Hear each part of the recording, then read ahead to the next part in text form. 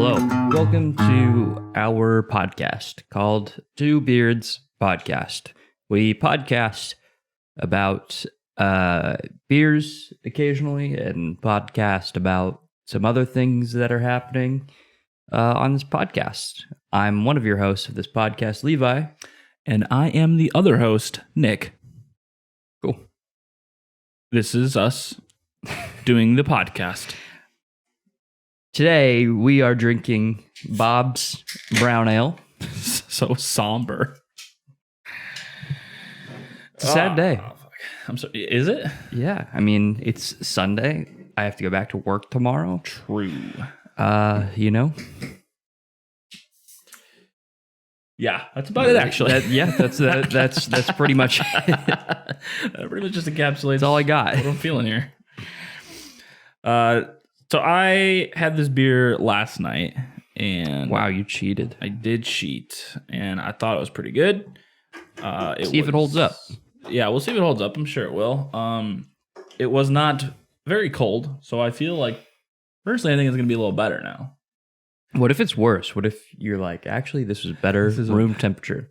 Well, you know, What are you gonna do? I will be a big enough man to admit when I'm wrong. But you'll still drink it cold. Absolutely. This just looks Delicious. like a Rye. like a Coke. It kind of, yeah, it does look like Coke. Now I had a weird sensation when you said Coke. Mm-hmm. Immediately, I like fake smelled and tasted what Coke was like. Maybe it wasn't fake. Maybe you smell it. Maybe it smells like Coke. I think I might smell Coke because that's all I'm thinking. That'd be now. funny. This is a weird feeling. Now I really do want a Coke. I don't know the last time I had a soda in general, and now I really want one. Like one from like a big boy from McDonald's. Dude, their Coke is the best. Don't they have like some kind of like special like thing? Yeah, they have their own recipe. That's crazy. Or rather, Coke has a special recipe for them. I doubt McDonald's did anything to it, but yeah, that's what happens when you're one of the biggest fucking companies in the world. I don't smell Coke. Me neither. Doesn't taste like it either. It was pretty good. This is like a better porter, in my opinion. You don't smell anything? I don't really smell anything. I don't know. Like, I almost think I smell nothing. Oh, I smell the beer. It's not a very strong smell, to be sure, but it's like you know how like your smell brings up memories? Yes. There's like something going on my brain. I just don't know what memory it is. I'm getting something from it. Don't know what. Yeah, I don't know what to tell you. I'll let you know if it comes to me. Fair enough. Thank you. Yeah, but it's not a very stinky beer. It's pretty mild, and I definitely don't really pick up much on the flavor of it. Not a fan. Not for you. I'm gonna be honest. Okay. I just tasted carbonated chocolate milk.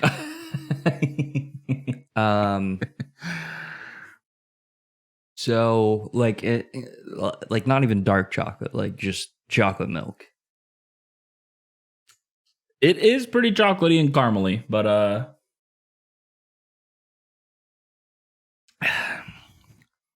hear me out. Specifically, Tootsie Roll.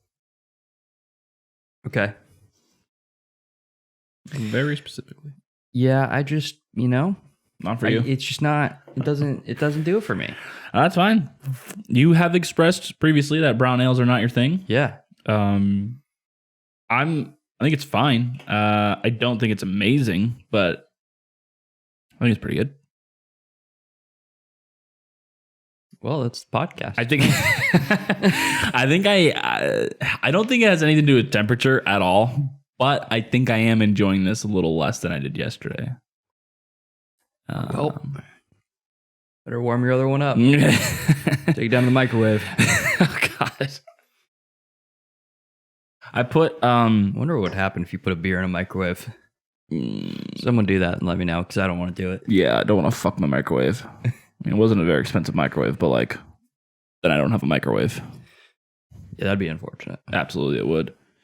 I did, however, last week. So have you used your Yeti cup mug thing yet? My Yeti cup mug. Yep. I don't know what that is. Your Yeti mug from work? I used it once. Yeah. And hated it. Really? Yeah. Why? Because it's metal. Yeah. I don't like drinking out of metal.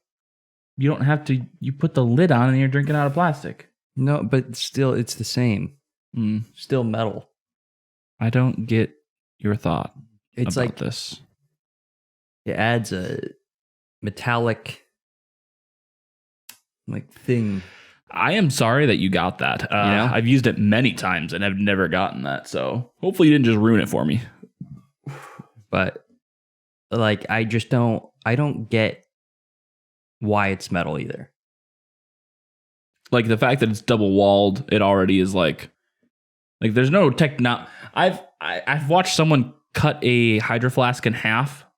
There's no technology. It's just double walled. Yeah, that's the only thing. And then there's a gasket on the lid to like seal in the temperature. So I mean, that's just science. There's nothing special about them. So I'm with you there.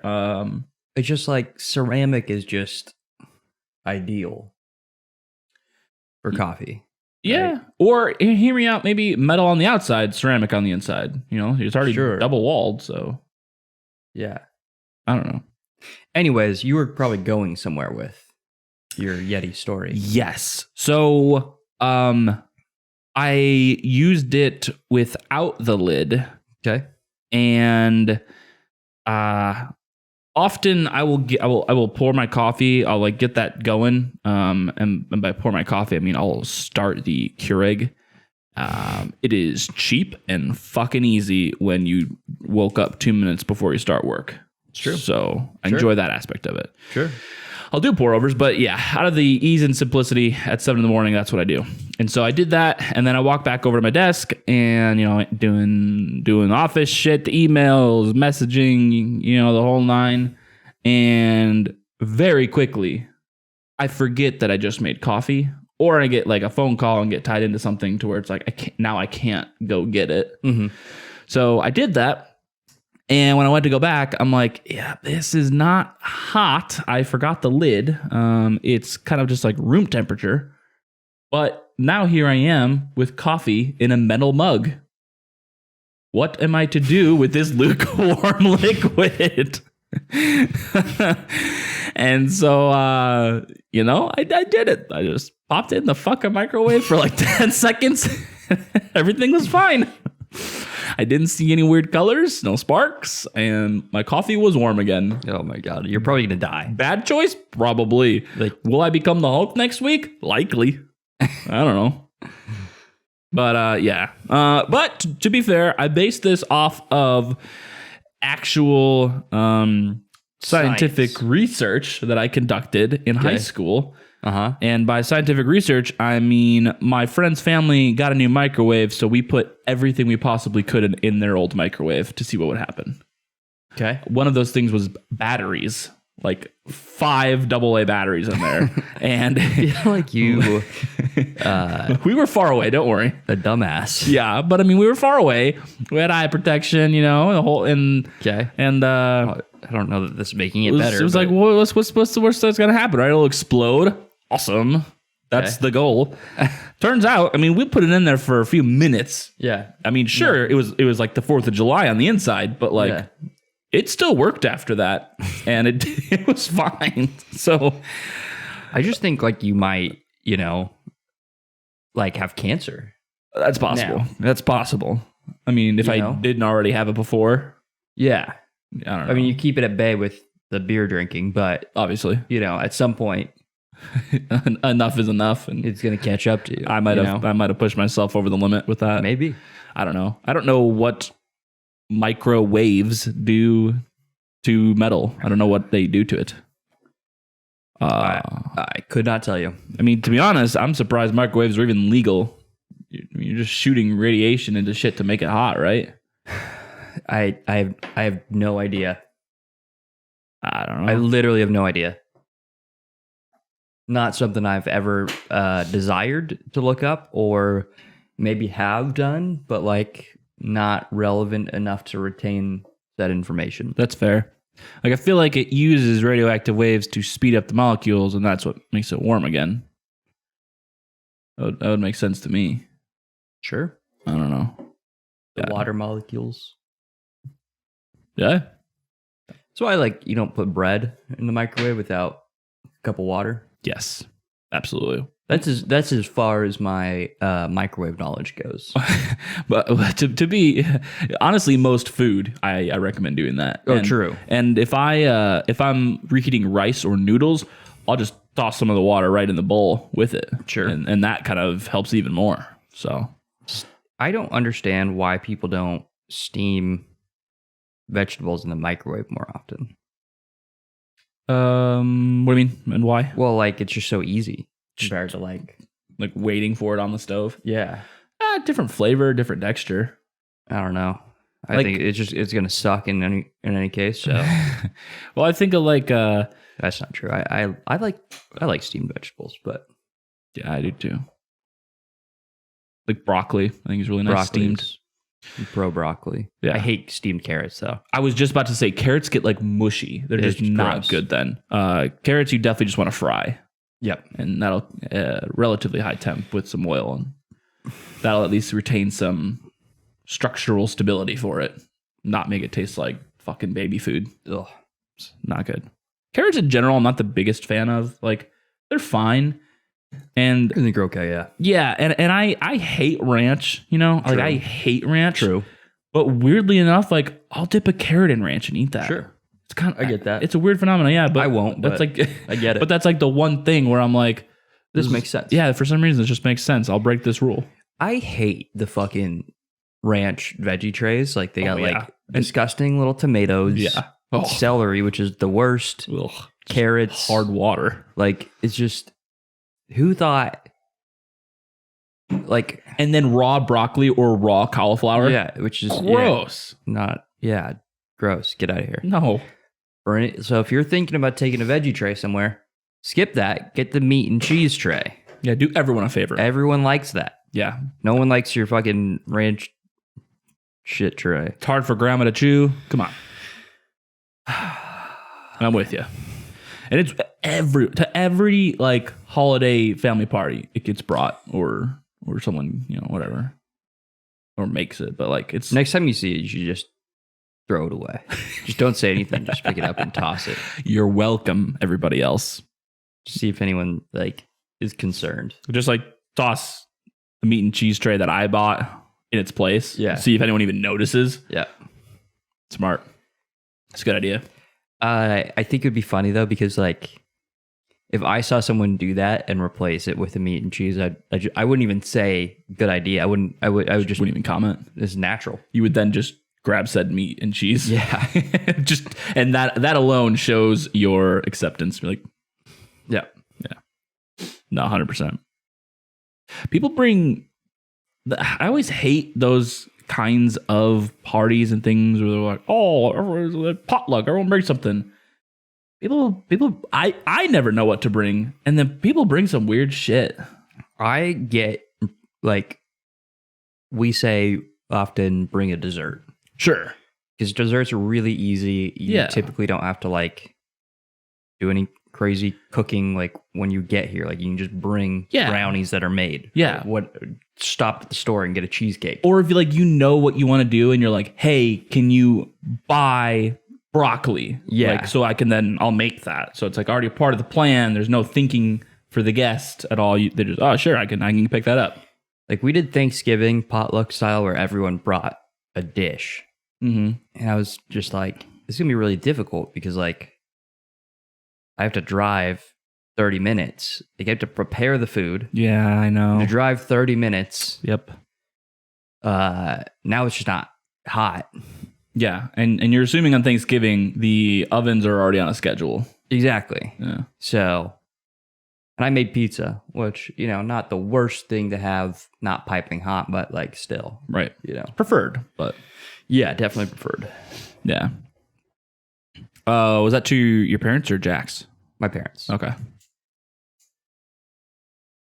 But yeah.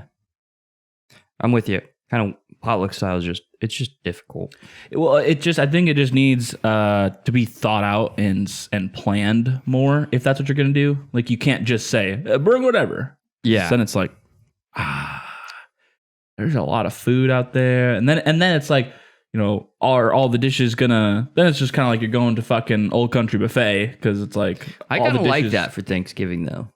Thanksgiving is probably a good one. The fuck is on my finger? Because, like, I'm not a traditionalist Thanksgiving person. Yeah. And some people are, right? So some people brought, like, Thanksgiving food. Right. Like a turkey. Or cranberry sauce. Yeah, shit like that. I brought a pizza. Delicious. So. That's fair. That's what I had. I like for the most part, I do like Thanksgiving sides. Like, any fucking kind of potato. Just, I want my plate to be a potato. Yeah. Macaroni and cheese. Yes. Delicious. Yep. I don't, depends on how they make it, but a lot of times stuffing is pretty good, in my opinion. I mean, it's just like bread. Like stuffing. I get that for you. Like, it's a weird, like, just soft bread. Yeah. Like, not for me. Yeah. See, I just think, like we were talking I was talking with Jack, and I was like, about ham, because I'm like, I'm pro ham. Mm-hmm. But I'm like, prime rib is obviously like the superior festive meat. Sure. Like, ham's fine. Turkey sucks. Turkey's dog shit. There's no getting around it. Absolutely. But just prime rib's just better. So Italian beef. That's nice. Make a sandwich. You can just eat the beef. Do whatever you want to do with it. But that's a fucking great choice. This beer is growing on me. That's fair. And good to hear. I'm getting more of the hops. Yes. Less of the chocolate. That's good. So maybe it is a temperature thing. Oh yeah, right. It's warming up a little. Yeah, could be. I mean, if we are to get a little scientific about it, the warmer it gets, the more you are tasting of it. Yeah. So it's true. I don't know if it's this light, but I am the absolute core of the earth right now. Yeah, no, it's fucking hot. Warm in here. Paired with alcohol as well. Like, I'm just getting fucking hot. Yeah, the podcast might look slightly different. I have a new lighting fixture above us. I finally have a light and a light switch. You can see the light switch above Nick's shoulder. And there was a light switch there, but rip. That's swapped out. Now I actually have a ceiling light because I didn't have one for like 2 years. So it's cool. Yeah, it is. No, I love the way it looks. It's super rad. And I'm sure, like, if you turn the studio light off and like you're just chilling here by yourself and you get this boy on a nice dim, like, super vibey and like nice, just like chill or play games or something. Oh, like watch videos. Like waking up early morning on the weekend, which no one else does but me. But like 7 a.m. today, folks. Yeah, after a late night. But yeah, nice like orange dim. Playing some zombies with my coffee. It's just yes. Yup. Absolutely. That's a W right there, if I've ever seen one. So, my brother hung Christmas lights in our living room. Okay.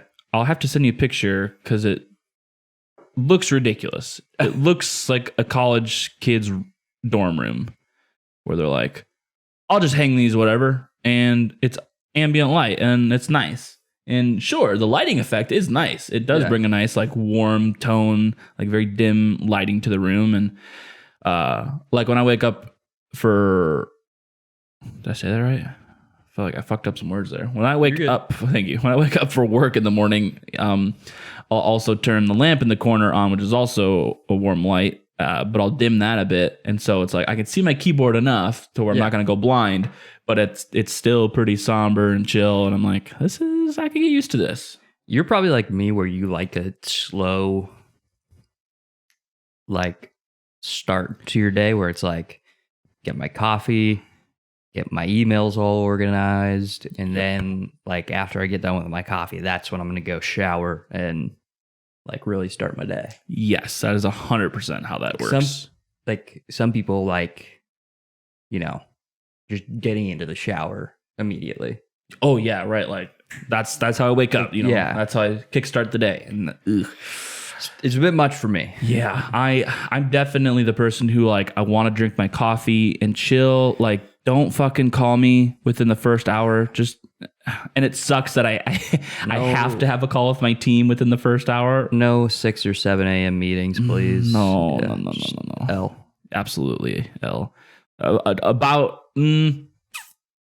I'll say it's worse than a meeting within the last hour of the day.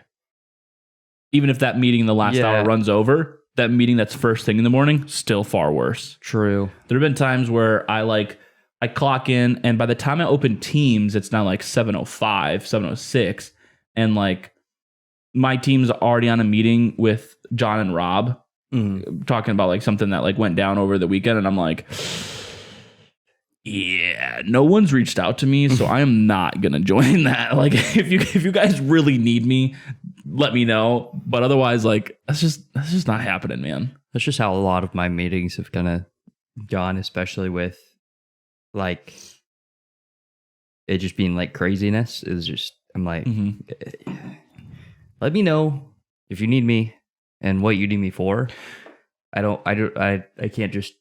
I hate getting on a meeting and just doing nothing. I was just about to say we are both anti-meeting. I think we already both were kind of on that mindset, but then who's that one dude? I don't know what you would call him, an entrepreneur or business guy who had the podcast. He talks about ways to like enhance profitability, and like one of the things that he talked upon, he's like, stop with all the meetings. He's like, they're pointless. You don't need them. He's like, a lot of times you can just get your point across in a quick message that you don't need to have like a call about. I don't. Yeah, are you talking about like Gary Vee? That's like the guy I know. Is he like kind of Indian? Oh, you're talking about the Naval. Yes. Yeah, that guy. Yes, him. Investor. There you go. Entrepreneur. I think I was pretty spot on. Yeah, so he had a podcast on like a list of tweets that talked about. I think it was about becoming a millionaire, right? Yeah, I think that's what it was. Right. That was the premise. Yeah. And yeah, he said like something along the lines of like, don't, bog yourself down with meeting over every little thing. Exactly. Yeah. And again, I think both of us had already been, positioned to think that anyways, but like that also kind of reinforces it as well, where it's like, yeah, just stop with all the fucking like mindless meetings. And then what happens too is like, even after you kind of get your main point across, people linger. And that annoys the fuck out of me, because I'm like, I don't know if it's because I'm a dude or if it's just because I'm a dumb fuck, but I cannot have like 3 people talking in my ears and also focus on like the work I got to do. Yeah. It's one or the other for me. Like I'll be sitting there for like 20 minutes on a call and like I'm not needed on this call. And I'm just like sitting there like I've read this email from a customer over and over and over. And like, I still don't know what it says. I physically cannot process it because these fuckers are talking in my ear. And, yeah, it's a combination of like, did this need to be a call? And then also like, did I need to be on the call?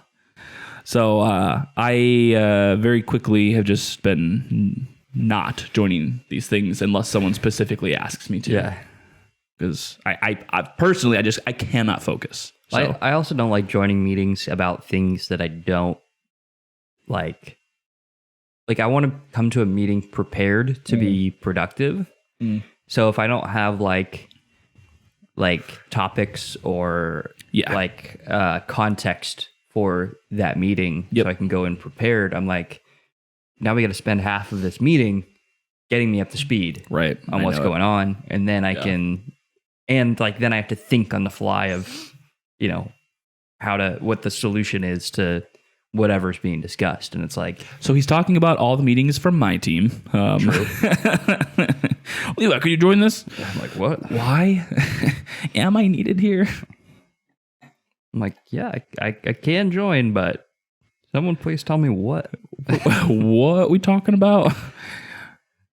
Yeah. And sometimes it's like, it's so funny because I get dragged into those meetings and it's literally like, I get like 30 minutes of backstory and I'll need to cut someone short. I'm like, I get you're wanting to get me up to speed here, but I get what you're asking. And it's really simple. Sure. And you could have just said, this could have been an email. Yeah. A Teams message. Yep. Hey, can we do this? Yes. No. Yeah. Kind of, let's do this instead, or let's do this first. Or it's like, let me look into it and we'll schedule a meeting. There it is. Yeah. Right. Yeah. If you want a meeting, like, yeah, let me do like the necessary research beforehand to be able to like be beneficial in this meeting. Yeah. Absolutely. It's funny. But such is work, such is life.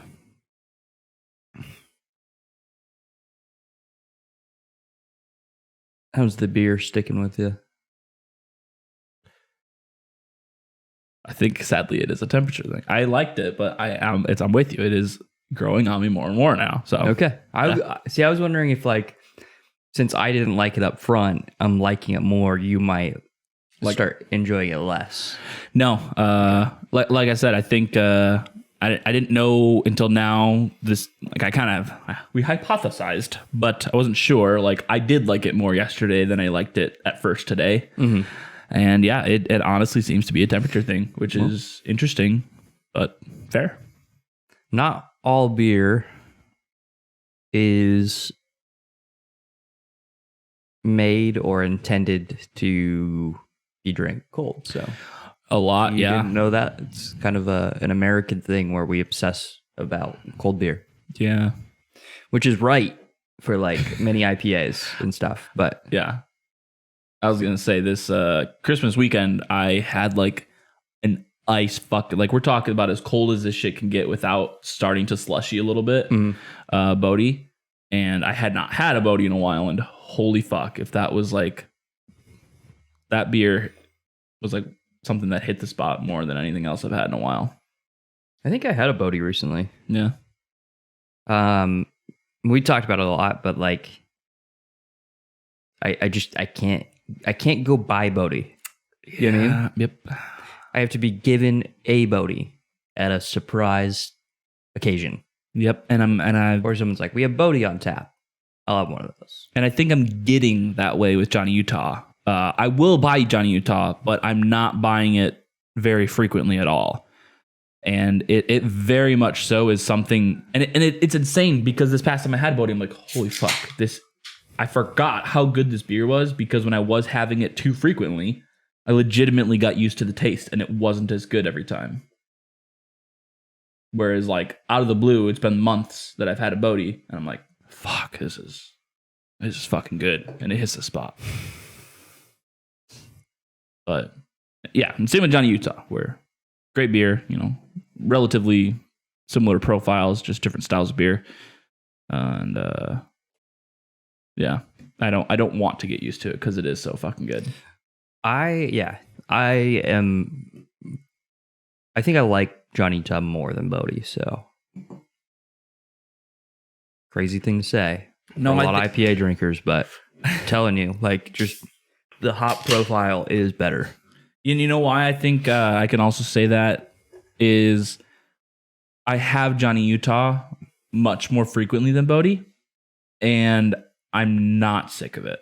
Yeah, like it is still pretty damn good. I've been getting it less and less, but like I still have it way more often than I've ever had Bodhi, and it's just good beer. I I get what you're talking about when you're like saying you get used to it because it's always great opening up because it's a very like it tastes like they didn't filter out all the hop gunk all the way. Yeah. It's very nice, like forgetting how much of that there is, like just how like grainy the hops are. Yeah, honestly. And then you tasting it and you're like, wow, forgot. This is a fucking hoppy beer. Yes, absolutely. Absolutely. And it's like paired so nicely. Like it's like between its juicy and aroma, and then it's like bitter crispness, like does a good job. But again, it definitely something that you can get used to, and it kind of sucks. So let's rate this beer. Let's go through it. Yes. So something we didn't really talk about on the forefront of it is it's 6.4%. 2-row pale malt, as well as Munich. Oh, actually, there's a few of them. C60, whatever the fuck that is, roasted and chocolate. I don't know if that means it's chocolate malt or if there is chocolate in this beer. I would believe them either way. My guess is it's a malt. I think so too. Yeah. But yeah, I could see it either way as well. Centennial, Crystal, and Cascade hops, which is nice. Definitely more bittering, so that pairs nicely with the sweeter tones of the beer. And English ale yeast. That's kind of fun. I wonder if that's common for brown ales or if they kind of went rogue on this to give it a more unique flavor. I don't know. No idea. Yeah, I don't know enough about brown ales, but I'm interested. I'll probably look it up after the podcast here, but So look is obviously quite brown, a little ambery, if you will. And Levi says Coca-Cola, which he's super not wrong. You could tell me this is a Coke, and I'd probably fucking believe you. Smell is very faint brown ale style hops, and I agree with you. I think they, I think they're similar to like a rye IPA. I don't know if you agree with that or not, like smell wise. Yeah, I can see that. It's very like, it's not like a floral or juicy hop. It's very kind of dry. Yes, I was gonna say dry. Absolutely. But yeah, the smell is not super potent. Maybe we both have COVID. I don't know, but the smell is not super hefty. I'm just gonna keep going on the line here as Levi keeps typing it out. So just go for it. Taste. Levi hit the nail on the head at the beginning, where it really is kind of carbonated chocolate milk. It definitely has a decent like hoppy profile and bitterness to it. Like I was saying, earlier, where it has a decent bitterness that kind of rounds out these sweeter caramely chocolate notes going on. And we're both discovering it is far better the warmer it gets. I don't think probably not like the warmer it gets, but like probably that like ideal temperature is not immediately out of the fridge. Sure. A cold fridge. Right. Yeah. Yeah. Like not freezing, not lukewarm, not like room temperature by any means. I don't think this would be kind of, I don't know. Like if you had a wine fridge, that like kind of beverage fridge style thing where like it doesn't get really cold, then this is probably like at that temperature. Like a hard 42. Yeah. That'd be nice. Yeah, I don't know. It's interesting though. Like the actual, I don't know. Like I feel like there's some complexities there with the actual hops. Like I feel like the body of the beer, it's just plain and simple, right? Like we're talking chocolate. It's a little caramely, kind of a medium, thicker boy. But like the hops, I feel like there's something that kind of sparkles in there, and that really helps make the beer pretty good. Because without that, it's too fucking sweet. Yeah. It's like 100%. Borderline like stout tasting. Yeah. And like it's the body of the beer is interesting because it doesn't have the stout like milkness to it, but it is like a thicker kind of feel than like your standard ale. Absolutely. So it's always weird to describe. Like I feel like porters are the same way. Like saying like something has a thick body as an ale, like, but you mean it in the context of an ale. Yeah, it's kind of weird to. I don't know. Yeah, no, it's not like a thick, super syrupy or sweet boil like some stouts or double IPAs can get. Like, Yeah. it really is like its own thing. Yeah. It's interesting. And so the flavor that I'm getting right now is like the reason I love brown ales.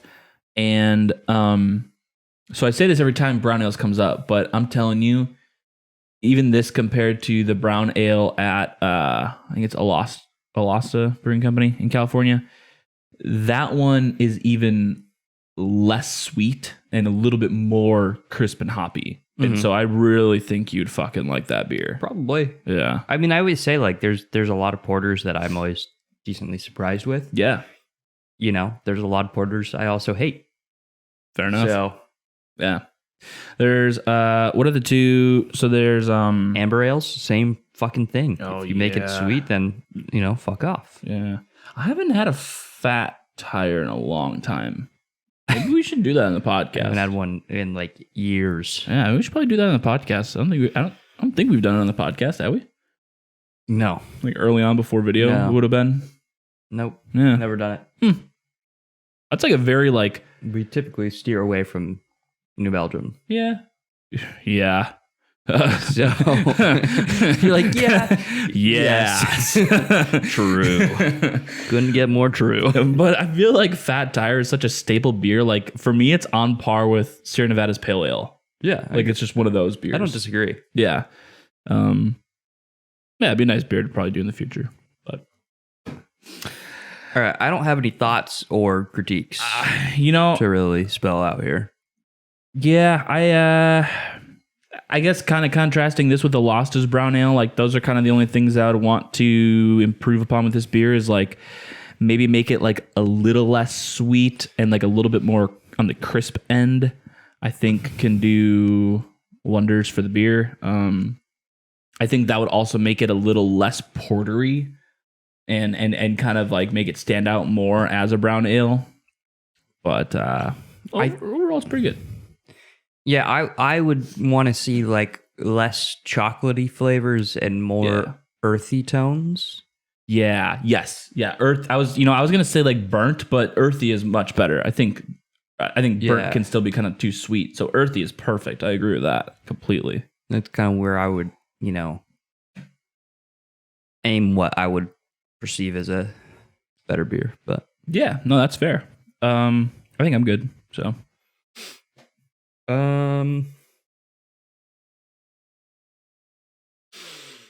Holy shit! What is this? I know. Strange. Yeah, I know what I want, and Levi's is a little strange. Little I'm ready. I'm ready. All right, 3, 2, 1, 3. Go on.